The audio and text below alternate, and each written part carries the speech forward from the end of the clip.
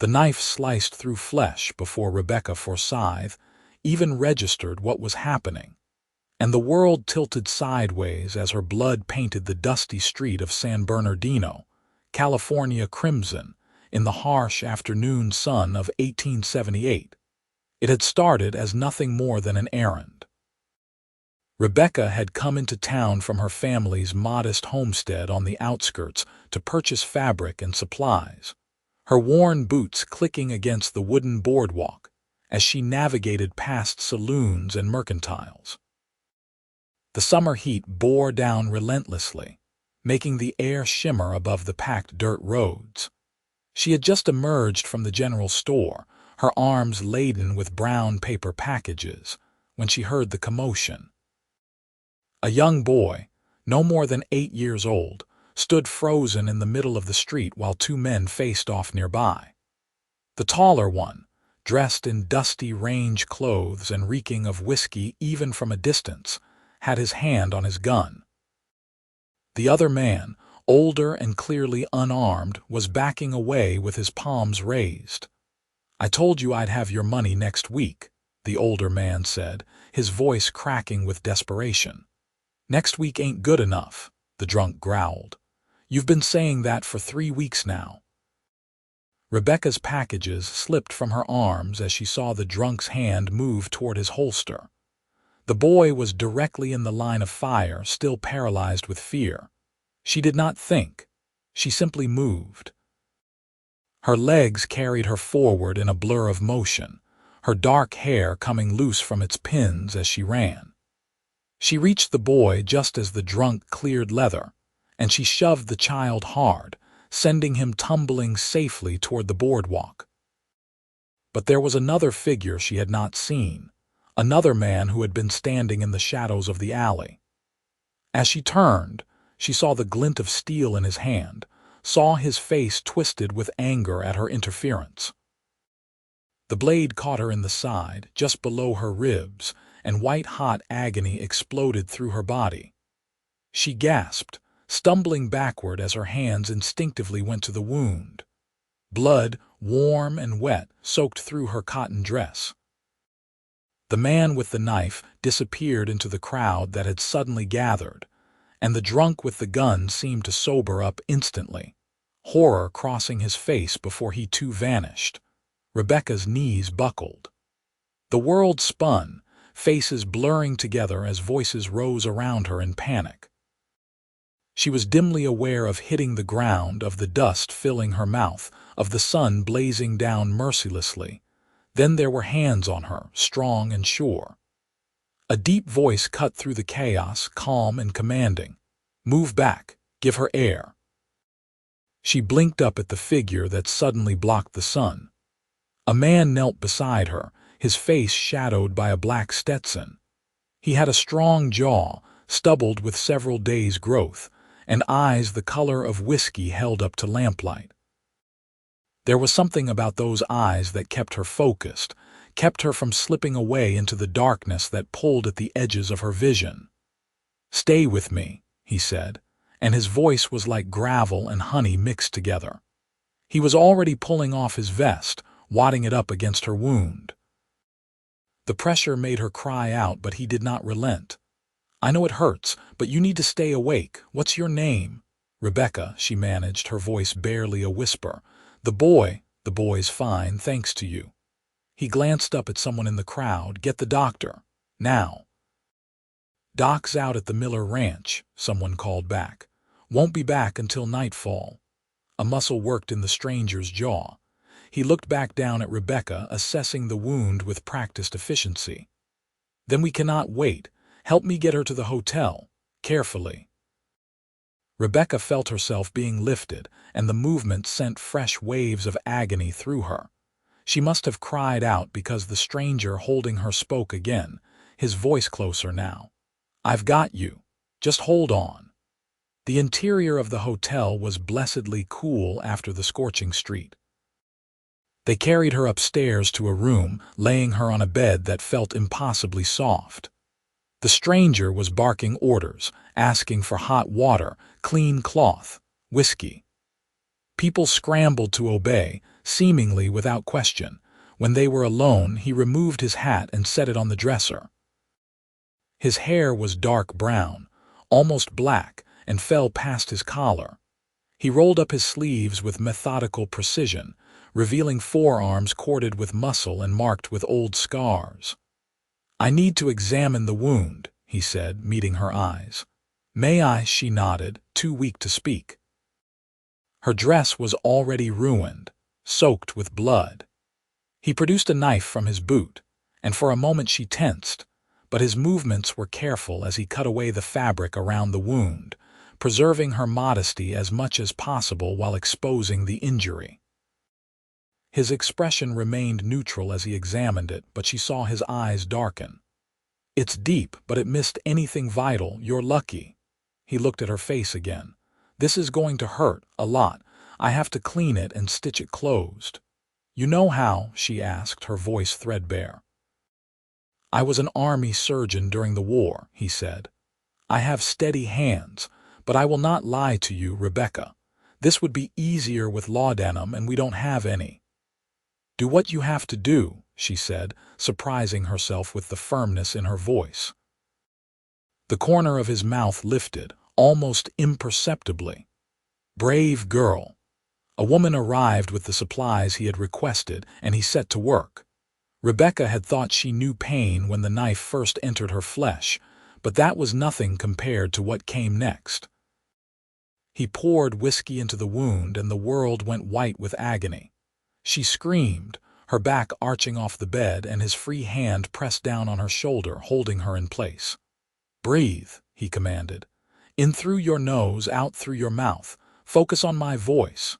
She tried. "God," she tried. But when the needle pierced her skin for the first stitch, she screamed again. Tears streamed down her temples into her hair. His hand moved from her shoulder to grasp her hand, and he threaded his fingers through hers, giving her something to hold on to. "Talk to me," he said, his voice steady as he worked. "Tell me about yourself. Where are you from?" "Here," she gasped out between stitches. "Born here. My family has a homestead. Brothers, sisters, one brother, Thomas. He's in San Francisco." Another stitch. She squeezed his hand so hard she thought she might break his fingers, but he did not even flinch. "Learning to be a lawyer. Smart family then." Another stitch. His movements were precise, efficient, but not rushed. "Your parents must be proud." "My mother died 3 years ago. Fever." The pain was so intense she felt almost disconnected from her body. "My father does not talk much anymore. I'm sorry." And he sounded like he meant it. "Almost done. Just a few more."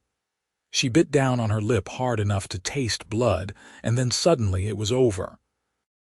He tied off the thread and cut it, then placed a clean cloth bandage over the wound, wrapping it around her middle to hold it in place. His hands were gentle as he adjusted her torn dress back over her as much as possible, covering her. He sat back, and she realized she was still gripping his hand. She released it quickly, embarrassed. "Thank you," she whispered. He stood, walking to the wash basin to clean the blood from his hands. "You should be thanking yourself. That boy would be dead if not for you. So would that other man, most likely." He dried his hands and turned to face her. "You threw yourself in front of a gun without a second thought." "There was a child," she said, as if that explained everything. He studied her for a long moment, his amber eyes unreadable. Then he crossed back to the bed and pulled a chair up beside it, settling into it with the easy grace of a man used to long hours in the saddle. "You're braver than most," he said quietly. Rebecca felt heat rise to her cheeks that had nothing to do with fever. "I didn't even think. I just moved." "That's what makes it brave." He leaned back in the chair. "Courage is not the absence of fear, it's acting despite it. Though I suspect you didn't feel fear at all, did you? You just saw someone who needed help." She did not know what to say to that. The pain in her side had settled into a deep, throbbing ache.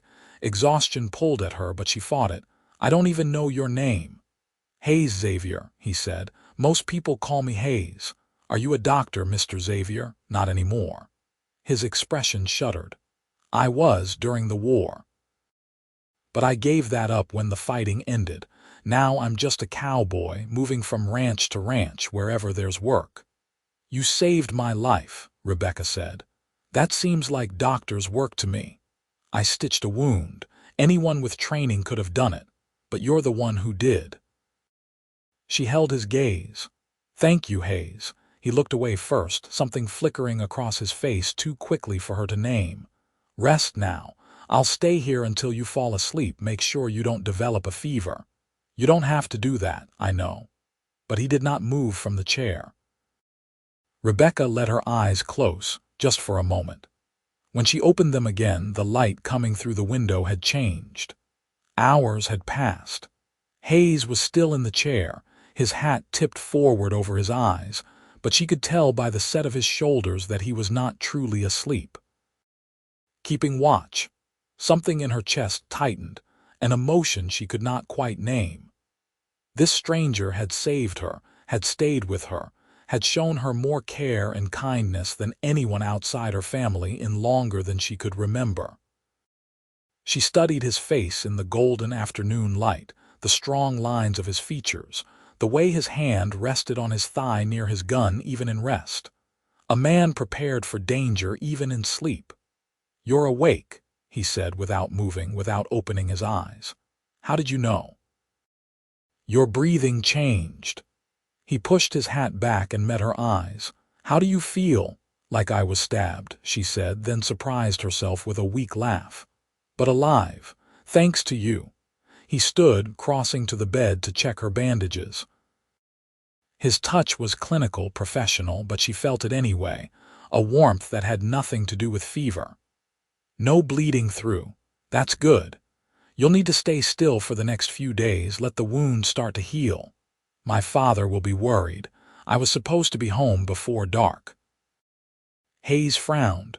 "Where's your homestead?" "About 5 miles northwest of town." "I'll ride out, let him know what happened." He reached for his hat. "You don't know where it is," Rebecca protested. 5 miles northwest, I'll find it. What's your father's name?" "Robert Forsythe." Hayes nodded, settling his hat on his head. "I'll be back before full dark. Mrs. Henderson from downstairs will look in on you while I'm gone. Don't try to get up, understand?" "I understand." She watched him move toward the door. "Hayes," he turned back. "Why are you doing all this?" "You don't know me." He was quiet for a moment, his hand on the doorframe. "Maybe that's exactly why," he said finally, and then he was gone. Rebecca lay in the bed, listening to his footsteps recede down the hall, the sound of his boots on the stairs. Mrs. Henderson did indeed arrive a few minutes later, a plump woman with kind eyes and flour on her apron. She brought soup and helped Rebecca sit up enough to eat a few spoonfuls, though the movement made her side scream in protest. "That Mr. Xavier is a good man, Mrs. Henderson said as she wiped Rebecca's face with a damp cloth. "Quiet, keeps to himself mostly, but always polite. Been staying here for about a week now, doing some work for the Johnson Ranch outside town." "He was a doctor during the war," Rebecca said. "Was he now? That explains the steady hands." Mrs. Henderson adjusted the pillows behind Rebecca's back. "He certainly knew what he was doing with those stitches. You're lucky he was there, dear. Very lucky indeed." Lucky. That was twice now someone had called her that. But as Rebecca drifted in and out of uneasy sleep over the next few hours, she did not feel lucky. She felt like her entire body had been set on fire, like every breath cost her something. The pain was constant, grinding, and she found herself counting the minutes until Hayes returned.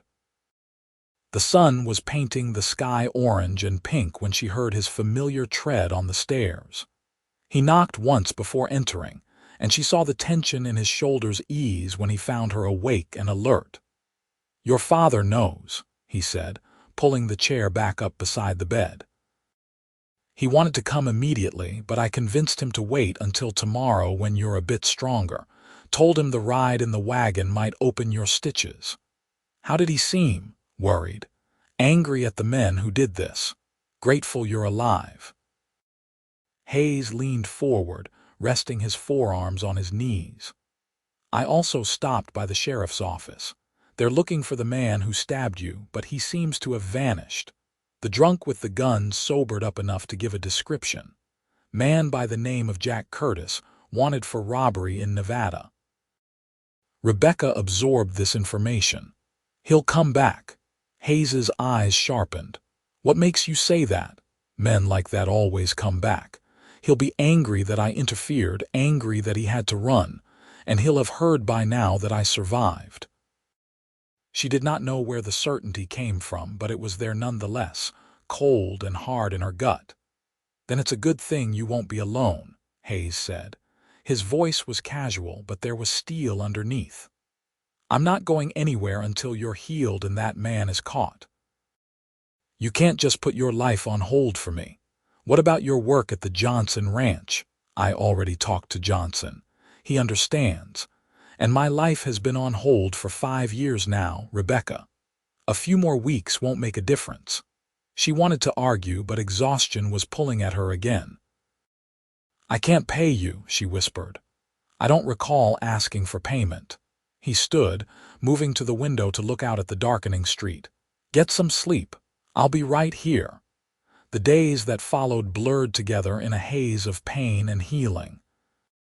Hayes was a constant presence, changing her bandages with gentle efficiency, bringing her food, helping her sit up when her side had healed enough to allow it.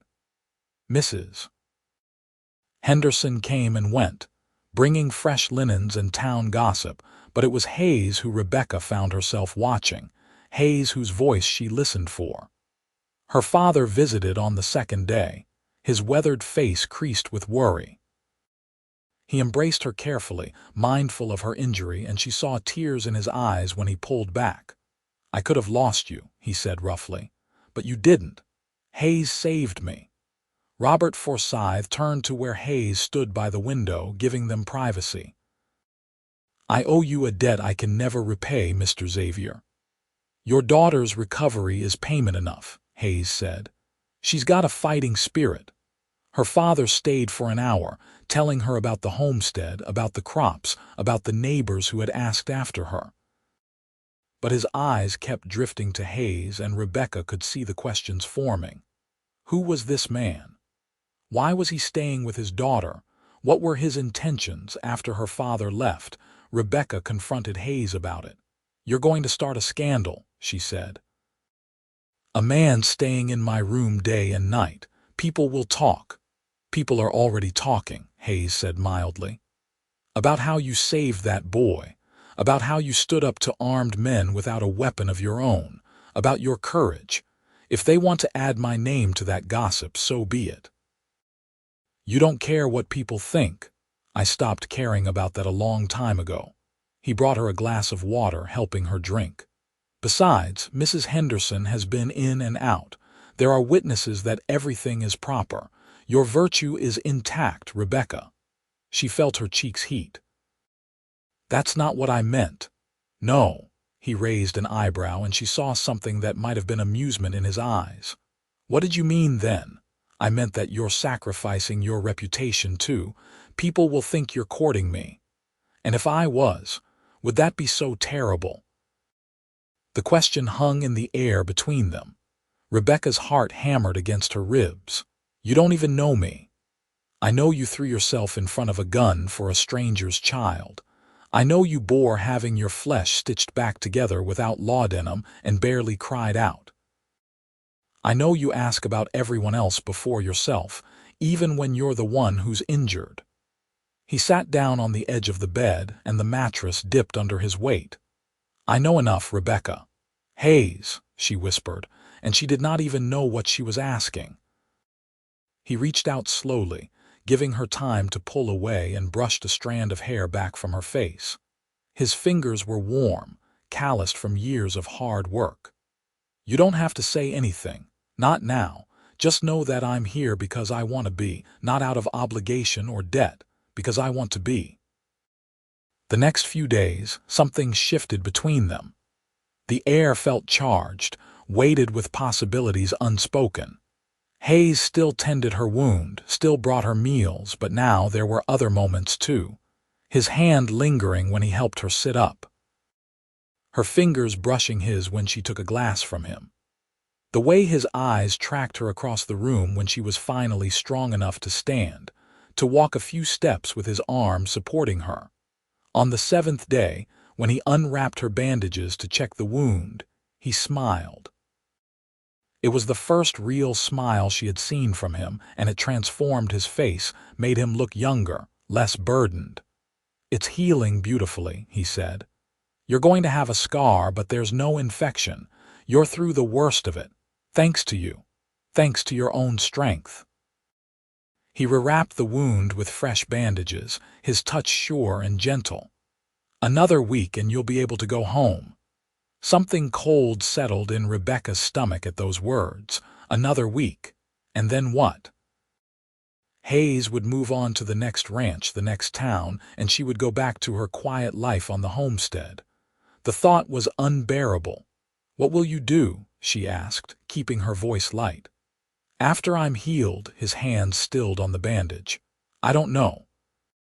I was supposed to move on to work at a ranch in Arizona, but that was 2 weeks ago. The job's probably gone now. I'm sorry. Don't be." He finished tying off the bandage and sat back. "I'm not." That evening, Mrs. Henderson brought dinner for them both, along with a knowing smile that made Rebecca blush. They ate together, Hayes sitting in his usual chair while Rebecca sat propped up in bed, and talked about everything and nothing. He told her about growing up in Missouri, about joining the Army at 19, about the things he had seen in the war that still haunted him. She told him about her mother, about helping her father keep the homestead running, about her dreams of maybe one day opening a school for the children in the area. "You'd be a good teacher," Hayes said. "You've got patience, kindness. My mother was a teacher before she married my father.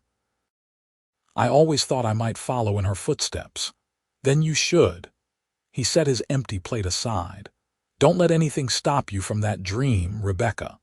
She looked at him, at this man who had appeared in her life like a guardian angel and changed everything. "What about your dreams? What did you want before the war?" His expression grew distant.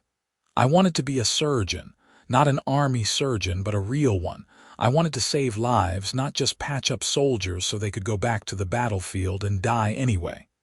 He was quiet for a moment. "The war killed that dream." "I've seen too much, done too much. I don't have steady hands anymore when it counts. Your hands were steady when you stitched my wound. That was different." How he met her eyes, "Because it was you." The words hung between them, heavy with meaning. Rebecca's breath caught. "Hayes." He stood abruptly, crossing to the window. "It's getting late. You should rest." "Don't," she said softly. "Don't shut me out. Not now." He stood with his back to her, his shoulders tense. "You're young, Rebecca. You have your whole life ahead of you. You don't want to tie yourself to a broken man with nothing to offer but nightmares and a wandering life. I'm 22 years old, Hayes. I'm not a child, and I know what I want." She pushed herself up straighter despite the pull in her side. "You're not broken. You're hurt. There's a difference." He turned to face her. "You don't know what you're saying." "Yes, I do." She held his gaze. "These past days, talking to you, getting to know you, it's made me realize how empty my life has been. I go through the motions day after day, helping my father, doing the chores, existing but not really living. And then you appeared, and suddenly everything feels possible again." "Rebecca." Her name was almost a plea. "How old are you?" 28. 6 years. That's not so much." She watched emotions flicker across his face too quickly to name. "I'm not asking you for promises, Hayes. I'm just asking you not to leave. Not yet. Stay. Help my father and me with the homestead. We could use the help, and it would give you a place to be while you figure out what comes next." "You're offering me a job. I'm offering you a home, if you want it." He closed his eyes. When he opened them again, they were bright with something that might have been hope. "Are you sure?" "I've never been more sure of anything." He crossed back to the bed, kneeling beside it so their faces were level. Slowly, giving her every chance to pull away, he lifted his hand and cupped her cheek. His palm was warm, rough with calluses, and she leaned into it. "I don't deserve you," he said quietly. "That's not your choice to make." She covered his hand with her own. "Stay, please." "Yes." The word was barely a whisper. "I'll stay." When he kissed her, it was gentle, reverent, as if she were something precious and fragile. His lips were warm and soft, tasting of coffee and possibility. Rebecca's eyes drifted closed, and she kissed him back, pouring everything she felt into it. All the gratitude, all the longing, all the hope for a future she had not dared to imagine a week ago. When they finally broke apart, both breathing hard, he rested his forehead against hers. "I'm going to do this right," he said. "I'm going to court you properly, ask your father's permission, give you time to be sure this is what you want. I'm already sure. Then humor me."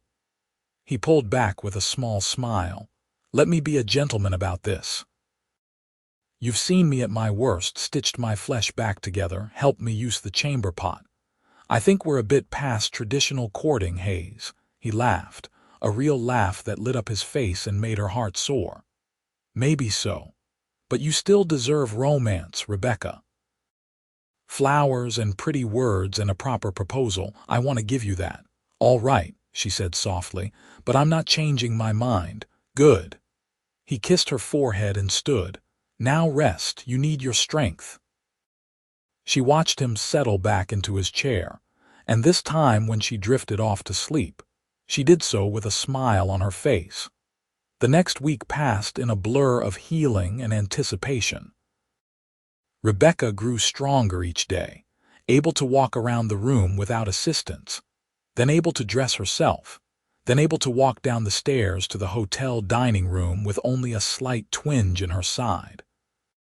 Hayes was always nearby, but he kept a respectful distance, mindful of propriety now that she was recovered enough to be up and about.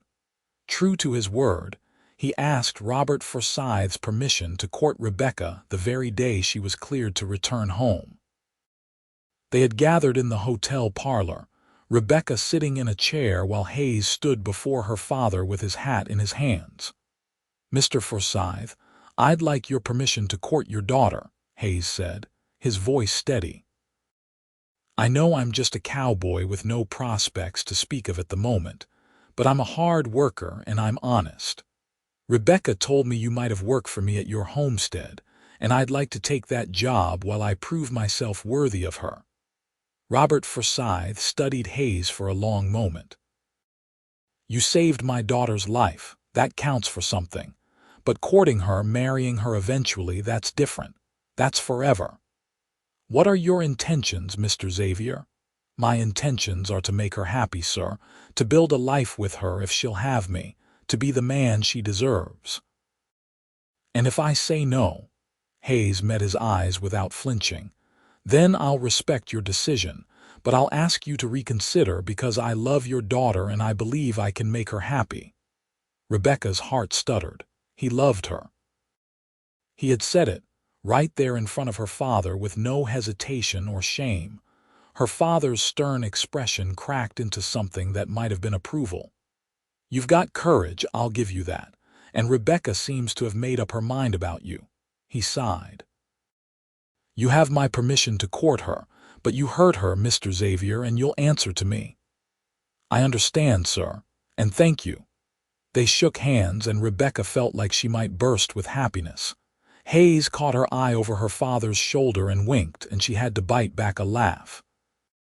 The ride back to the homestead was slow, mindful of Rebecca's still healing wound.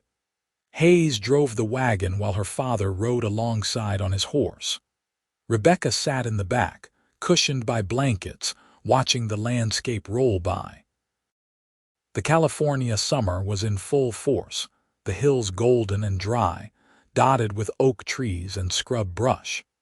It was beautiful in a stark, honest way, and she found herself seeing it with new eyes, imagining what it might be like to share this view with Hayes for years to come. The homestead was modest, a sturdy wooden house with a covered porch, a barn for the few animals they kept, and fields of wheat stretching out behind.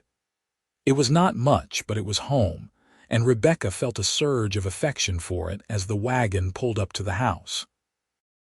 Hayes helped her down carefully, his hands on her waist, and she saw him take in the property with an appraising eye. "It's a good piece of land," he said. "You and your father have done well with it." "There's always more work than time to do it," Robert said, dismounting. "We lost some fence in the storm last month that needs mending, and the barn roof has a leak. If you're as handy as you claim, you'll have plenty to keep you busy." "I'm happy to help with whatever needs doing," Hayes said. They settled into a routine over the following weeks. Hayes took up residence in the small bunkhouse that had once housed hired hands when the farm was more prosperous. He worked alongside Robert from dawn to dusk, mending fences, fixing the roof, helping with the harvest.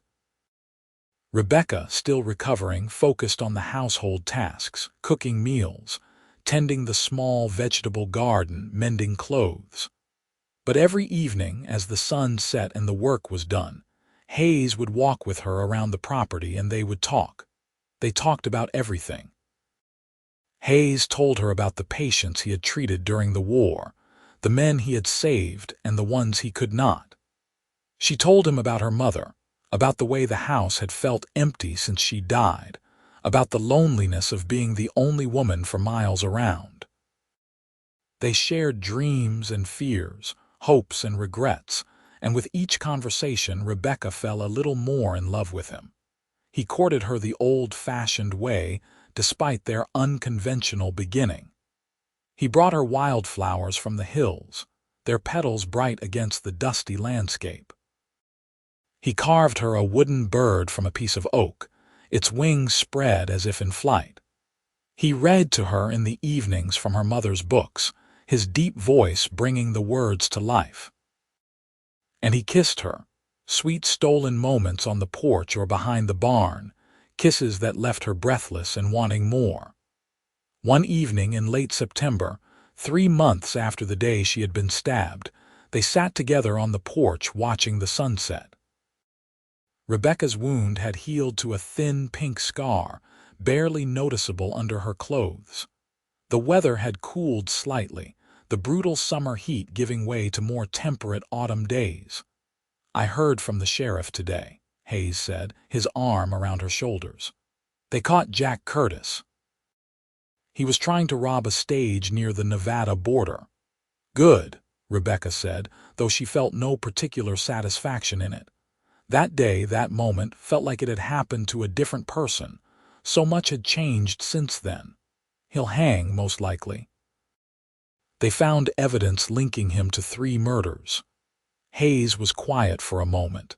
"I keep thinking about what might have happened if I hadn't been there that day, if someone else had found you or if no one had. But you were there. That's all that matters." "I used to wonder if I had a purpose," he said. "After the war, after everything I saw and did, I couldn't figure out why I survived when so many others didn't. I drifted from place to place, never settling, never connecting. And then you ran into that street, and suddenly everything made sense. I was supposed to be there in that moment to save you." Rebecca turned in his arms to face him fully. "Hayes Xavier, are you saying I'm your purpose? Maybe you are." He tucked a strand of hair behind her ear. "Or maybe we're each other's purpose. Maybe we were both drifting until we found each other." "I like that better," she said. "The idea that we saved each other." He smiled, that rare, beautiful smile that she treasured. "Rebecca Forsythe, I love you. I've loved you since the moment you looked up at me from that dusty street and asked about the boy before yourself. You're brave and kind and smart and beautiful, and I want to spend the rest of my life with you. Will you marry me?" Joy flooded through her, bright and warm. "Yes. Yes, of course, yes." He kissed her then, deep and passionate, and she melted into him. When they finally broke apart, both laughing breathlessly, he produced a ring from his pocket. It was simple, a thin gold band with a small ruby set in it. "It was my mother's," he said, slipping it onto her finger. "The only thing I have left from before the war. I want you to have it." Rebecca looked at the ring, at the way it caught the fading light, and felt tears prick her eyes. "It's perfect. You're perfect. Far from it. But I'll spend every day trying to be the man you deserve." They told her father that evening, and while he claimed he was not surprised, Rebecca saw the happiness in his eyes. They were married 6 weeks later in the small church in San Bernardino, with half the town in attendance. Rebecca wore her mother's wedding dress, carefully altered to fit, and carried a bouquet of wildflowers Hayes had gathered. When the preacher pronounced them husband and wife and Hayes kissed her in front of everyone, she felt like her heart might burst with happiness. The homestead became truly home after that. Hayes proved to be not just a hard worker but a skilled one, with ideas for expanding the farm and improving the yields. He and Robert worked together to build a new irrigation system, to rotate the crops more efficiently, to repair and strengthen the buildings. The farm began to prosper again, and with the profits, they were able to hire 2 additional hands, easing the burden on all of them. Rebecca's days were full in the best possible way. She kept house, cooked meals, tended her expanding garden. But she also began teaching, just as she had dreamed. She started with the children of the hired hands, then word spread and other families in the area began sending their children to her. Before long, she had a classroom of 8 students meeting 3 times a week in the barn, and she loved every moment of it. At night, she fell into bed beside Hayes, and he held her close, his body warm and solid against hers. They learned each other in the darkness, the geography of skin and breath and pleasure. He was gentle with her, always mindful of her old wound even though it had long since healed. And she discovered depths to her own passion she had not known existed, found freedom in the marriage bed that her mother's cautious warnings had never prepared her for. A year after their wedding, on a crisp November morning, Rebecca woke feeling queasy. She barely made it to the wash basin before losing the contents of her stomach. Hayes was instantly awake, holding her hair back, rubbing circles on her back. "I'm fine," she gasped when the spell passed. "Just something I ate, probably." But it happened again the next morning and the morning after that. Hayes watched her with knowing eyes, and finally she admitted what she had already begun to suspect. "I think I'm with child," she said, and her voice shook with a mixture of fear and excitement. His face lit up with a joy so pure it took her breath away. "Are you sure? As sure as I can be without seeing a doctor. I'm late and I'm sick every morning and I'm so tired all the time." She bit her lip. "Are you happy?" "Happy?" He swept her into his arms, spinning her around carefully. "Rebecca, I'm beyond happy. You're giving me a family, a real family," she laughed, clinging to him. "Put me down before you make me sick again." He set her down gently, then knelt before her, pressing his face against her still flat stomach. "Hello, little one," he said softly. "I'm your father, and I already love you more than I thought possible." Rebecca ran her fingers through his hair, tears streaming down her face. "I love you," she whispered. "I love you so much." The pregnancy was not easy. Rebecca was sick for months, barely able to keep food down. Hayes hovered over her constantly, bringing her ginger tea and crackers, rubbing her feet when they swelled, reading to her when she was too exhausted to do anything but lie in bed. Her father, too, doted on her, excited at the prospect of becoming a grandfather. As winter gave way to spring, Rebecca's body changed, growing round with life. Hayes was fascinated by every development, his hands constantly on her belly, feeling for the baby's movements. The first time the baby kicked, He laughed with delight, and Rebecca fell in love with him all over again. "Boy or girl?" he asked one evening as they lay in bed, his hand spread across her swollen stomach. "I don't know. Does it matter? Not even a little bit. I'll love our child regardless." He kissed her temple. "Though I confess I keep imagining a little girl with your eyes and your courage. And I keep imagining a boy with your strength and your kind heart." She covered his hand with hers. "Either way, our child will be loved. That's the truest thing you've ever said." Labor began on a warm June morning in 1880, 2 years after the day Hayes had saved her life. Rebecca had been hanging laundry when the first pain struck, and she called out for Hayes. He was at her side in moments, his face pale but his hands steady as he helped her into the house. "I'll ride for the doctor," he said, but she grabbed his hand. "No, stay with me. You've delivered babies before during the war. That was different. This is you. This is our child. And that's exactly why I need you here." She squeezed his hand as another contraction rolled through her. "Please, Hayes, I'm not afraid as long as you're with me." So he stayed. Her father rode for the doctor, but the birth moved quickly, and by the time the doctor arrived, Hayes had already delivered their son. He placed the squalling infant on Rebecca's chest, his eyes bright with tears, and she looked down at the tiny red-faced baby in wonder. "A boy," she whispered. "We have a son." "He's perfect," Hayes said, his voice choked with emotion. "You're perfect. I love you so much, Rebecca." They named him Henry, after Hayes's father who had died when Hayes was young.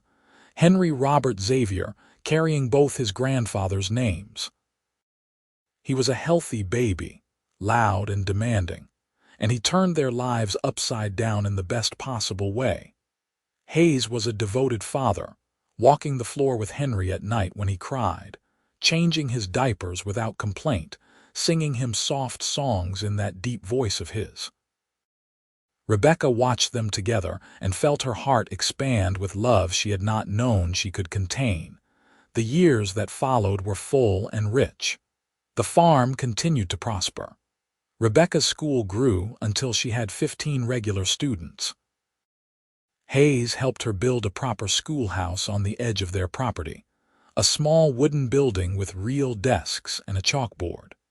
She taught there 4 days a week, while he and her father and the hired hands worked the farm.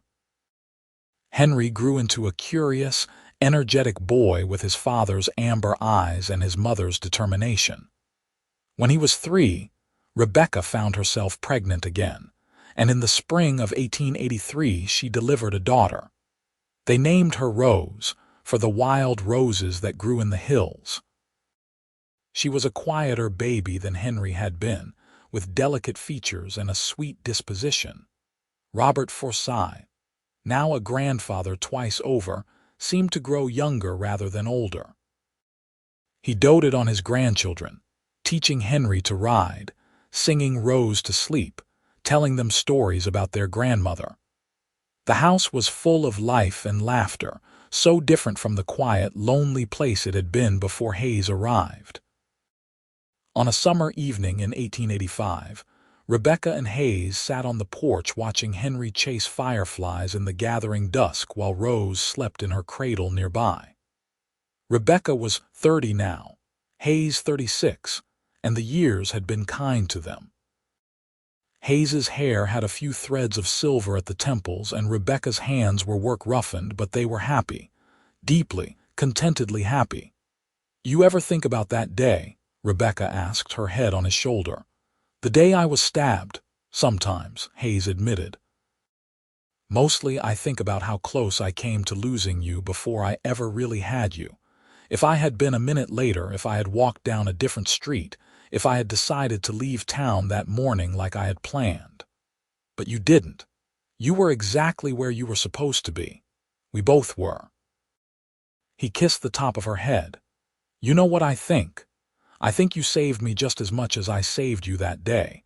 You gave me a reason to stop drifting, to put down roots, to believe I could have a good life after all the darkness of the war.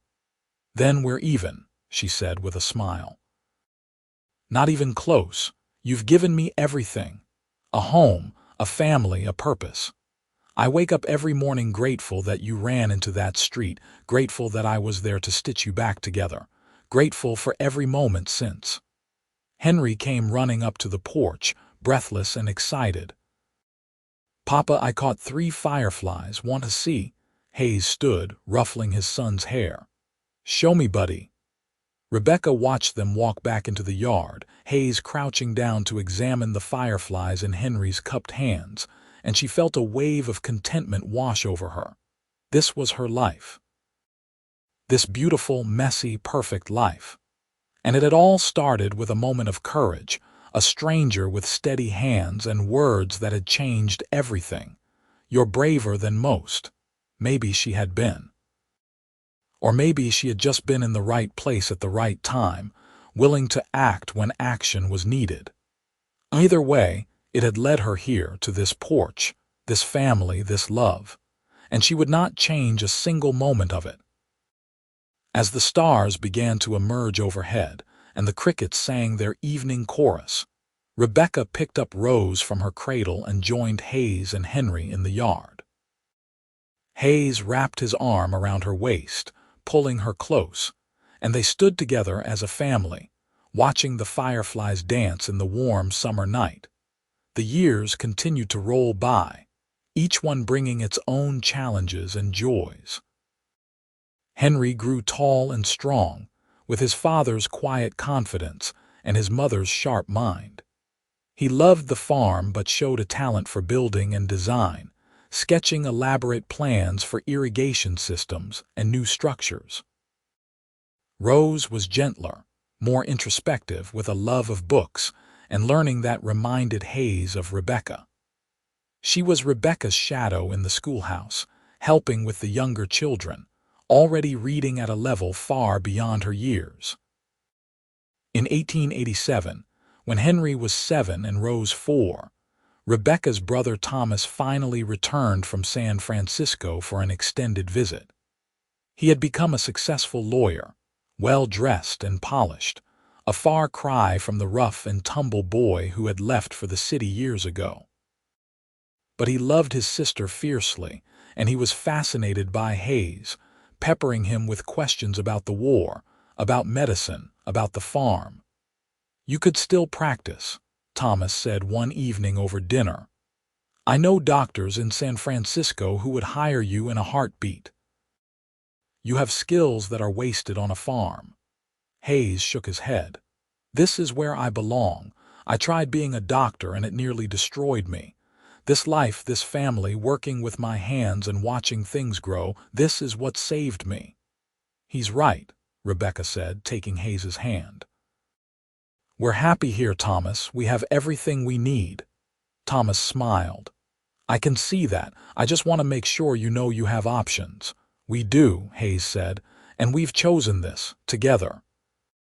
The conversation stayed with Hayes, though, and over the following months, Rebecca noticed him spending more time with the families in the area, helping when someone was sick or injured. He had a trunk full of medical supplies that he had never quite been able to part with, and he used them now, treating fevers and setting broken bones, stitching wounds and delivering babies. Word spread, and people started coming to him when they needed help, knowing he would never turn anyone away. You're practicing again, Rebecca said one evening after he had spent the afternoon treating a ranch hand's infected wound. Not officially. I'm just helping where I can. Hayes, you're a doctor.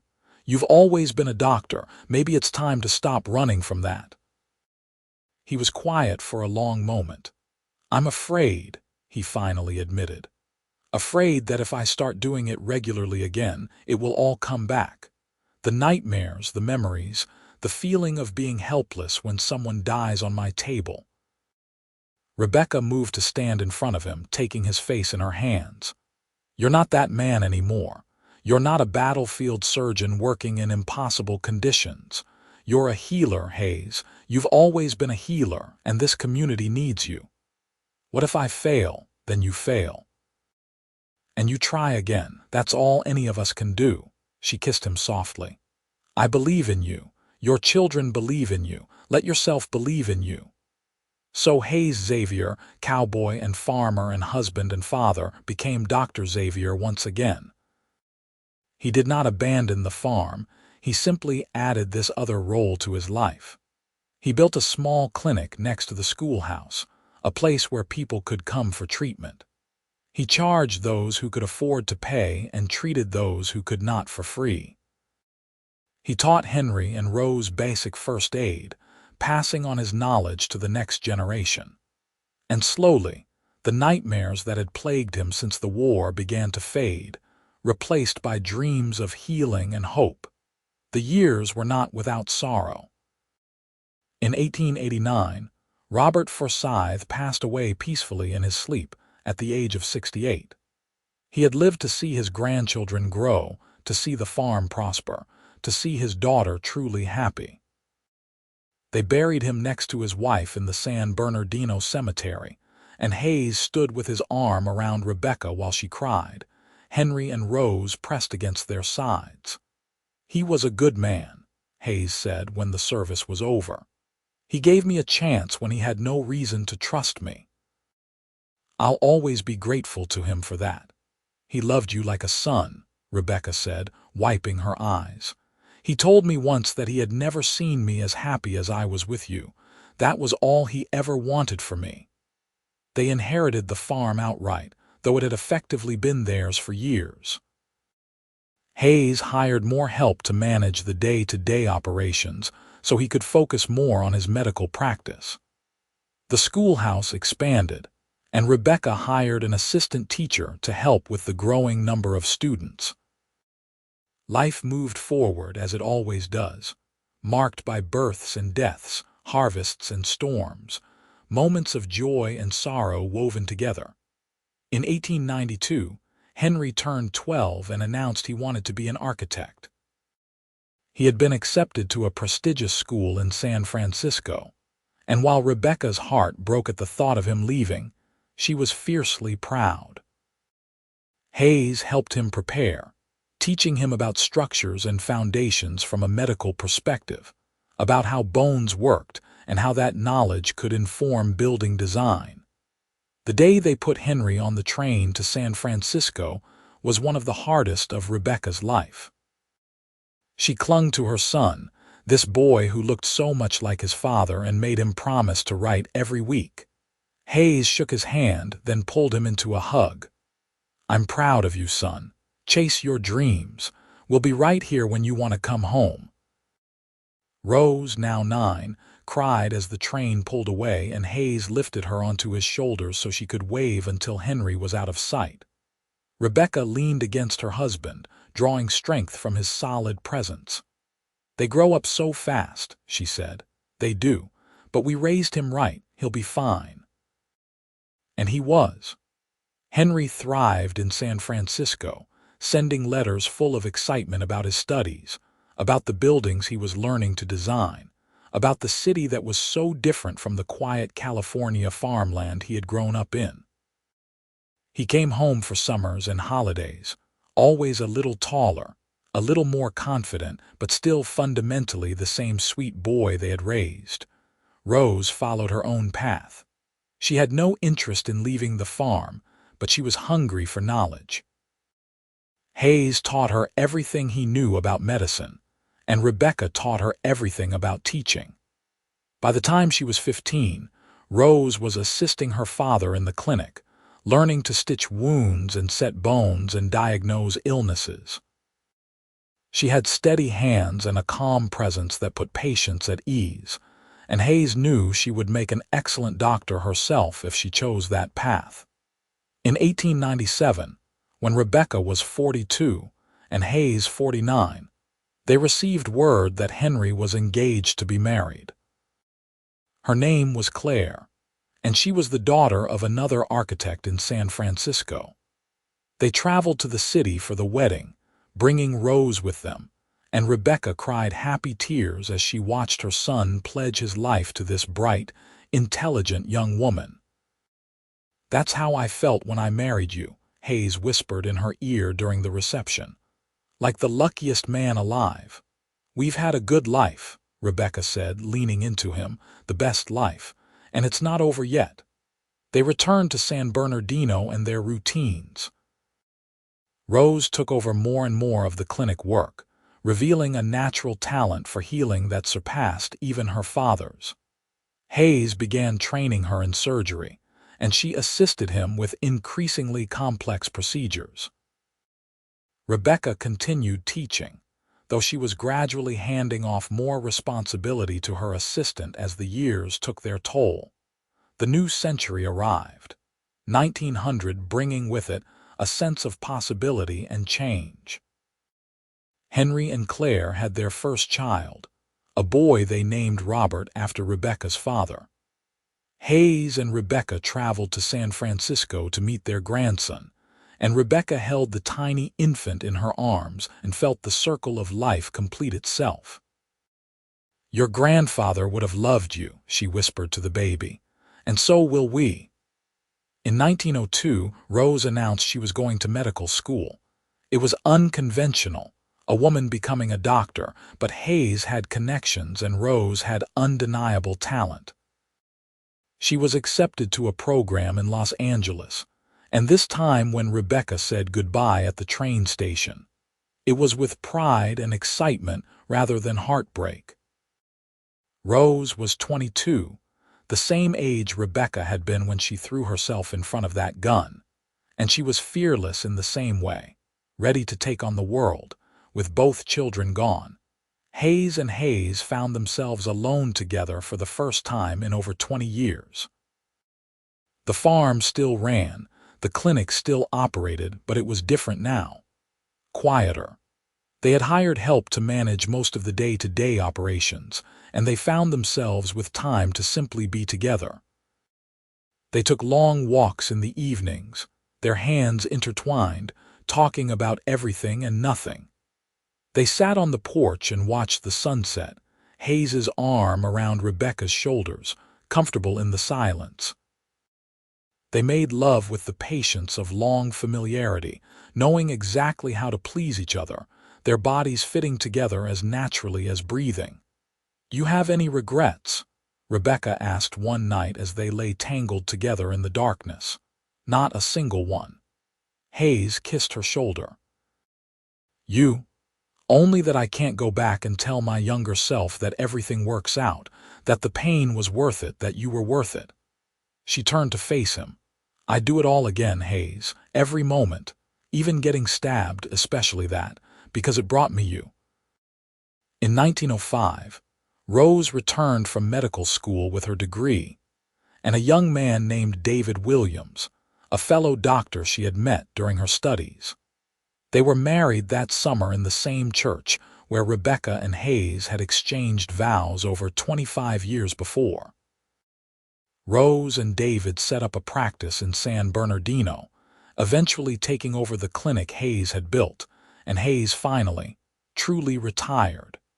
Henry and Claire had 3 children by then, 2 boys and a girl, and they visited every year, the house once again filling with the sound of children's laughter. Rebecca and Hayes became the beloved grandparents, teaching their grandchildren to ride horses and identify plants and read classic literature. They told stories about the old days, about how they met, about the Wild West that was rapidly disappearing into modernity and progress. In 1910, the town of San Bernardino celebrated its 100th anniversary, and Hayes and Rebecca were recognized as pillars of the community. They stood together on a stage while the mayor talked about their contributions, about the lives Hayes had saved, about the children Rebecca had taught, about the example they had set for others. Hayes squeezed Rebecca's hand and she squeezed back, both of them slightly embarrassed by the attention but grateful for the recognition. That night, lying in bed in the house they had shared for over 30 years, Hayes pulled Rebecca close. "Can you believe it's been 32 years since the day I met you? Some days it feels like yesterday. Other days it feels like we've always been together. I remember every detail, Hayes said. The way you looked up at me from the street, blood on your dress, asking about the boy. The way you bore having your wound stitched without complaint. The way you offered me a home when I had nothing. I remember falling in love with you bit by bit, until one day I realized I couldn't imagine my life without you. I remember too, Rebecca said softly. I remember thinking you had the kindest eyes I had ever seen. I remember the way your hands were so gentle even when you were causing me pain. I remember realizing I trusted you completely.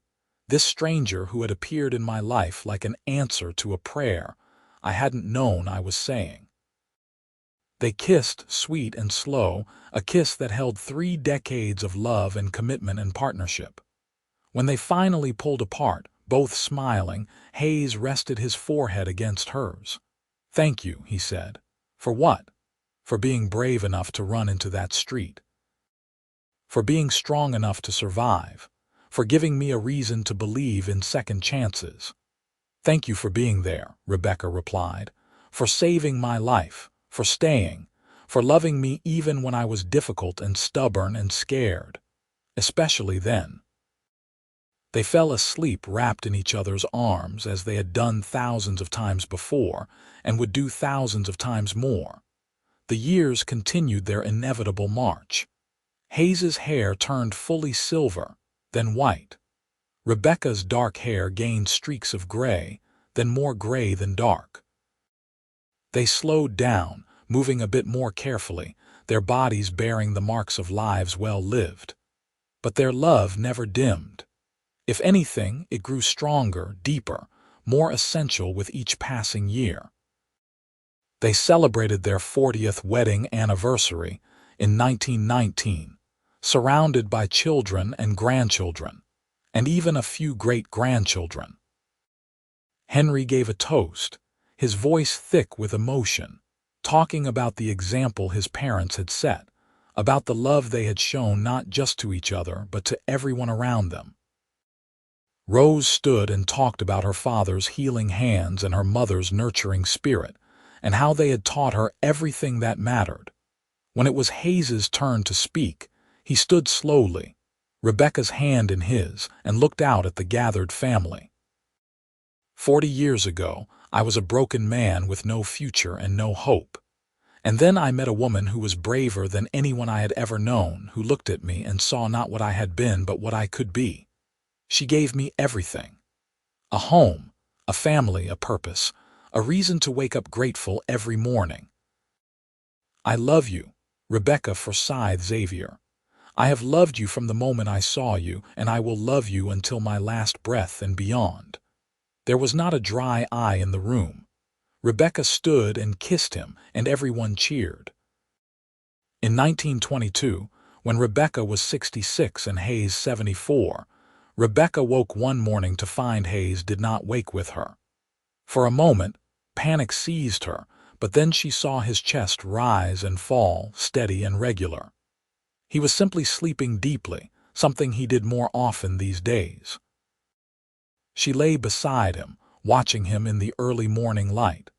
His face was lined with age, but she could still see the man he had been, the stranger who had knelt beside her in the street and saved her life. Every line told a story, every scar a memory. He was beautiful to her, more beautiful than he had ever been, because he was hers and she was his, and they had built this whole life together. When his eyes finally opened, he smiled at her. "Good morning, my love."